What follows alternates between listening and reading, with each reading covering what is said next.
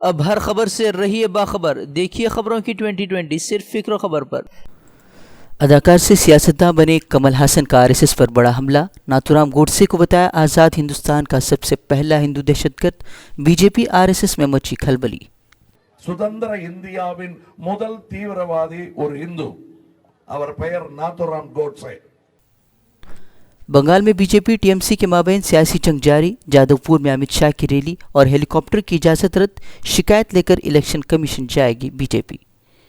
آخری مرحلے کے انتخابات کے لیے آج دگجوں کا دھواں دھار پرچار، آج امت شاہ مودی کریں گے 3 روڈ شو، راہل 2 جگہوں پر کریں گے خطاب تو پرینکا گاندھی اندور میں دکھائیں گی دم۔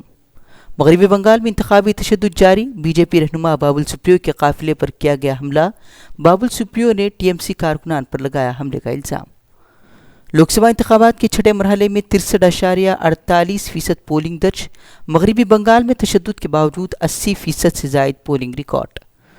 فینی طوفان سے اڈیشہ میں مرنے والوں کی تعداد بڑھ کر پہنچی 64، پوری ضلع میں سب سے زیادہ 39 لوگوں کی گئی جان۔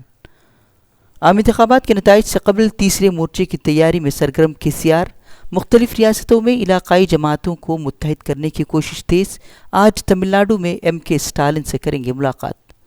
ہریانہ میں پولنگ ایجنٹ گرفتار، فرید آباد کے پولنگ مرکز پر بوتھ کیپچر کر خواتین کا ووٹ ڈالتے ہوئے سامنے آئی تھی ویڈیو وائرل ہونے کے بعد پولیس نے ایجنٹ کو کیا گرفتار۔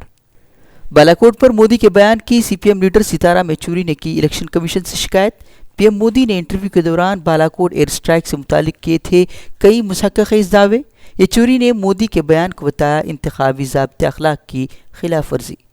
حیدرآباد میں ایک خانہ مسجد کی شہادت کے بعد کشیدگی ہنوز برقرار، گزشتہ روز مسجد کی جگہ پر نماز پڑھنے پہنچے افراد کو پولیس نے کیا گرفتار، روڈ توسیع کے نام پر مسجد شہید کیے جانے پر لوگوں میں ہے ناراضگی۔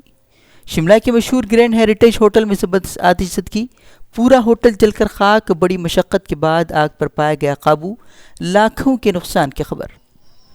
کشمیر میں 3 سالہ معصوم کے ساتھ درندگی پر وادی میں شدید غم و غصہ، لوگوں نے احتجاج کر ملزم کو سخت سزا دینے کا کیا مطالبہ، احتجاجی مظاہرین نے پولیس پر ملزم کو بچانے کی کوشش کرنے کا لگایا الزام، انتظامیہ نے الزامات کو کیا خارج۔ مشتعل مظاہرین اور سیکورٹی فورسز کے ساتھ جھڑپ میں متعدد افراد کے زخمی ہونے کی بھی خبریں، انتظامیہ نے احتیاطاً وادی کے کئی اضلاع میں انٹرنیٹ خدمات پر لگائی روک۔ متحدہ عرب امارات کے سمندر کے نزدیک 4 تجارتی بحری جہازوں پر حملہ، مقامی اور بین الاقوامی اداروں کے تعاون سے تحقیقات کرانے کا متحدہ عرب امارات نے کیا اعلان، حملے میں کسی کے زخمی ہونے کی نہیں خبر۔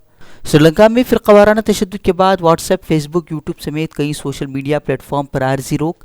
ایسٹر دھماکے کے بعد سری لنکا کے چلاؤ اور ویسٹ کوسٹ میں عیسائی شرپسند مساجد اور مسلمانوں کی دکانوں کو بنا رہے ہیں نشانہ، مسلمانوں میں خوف۔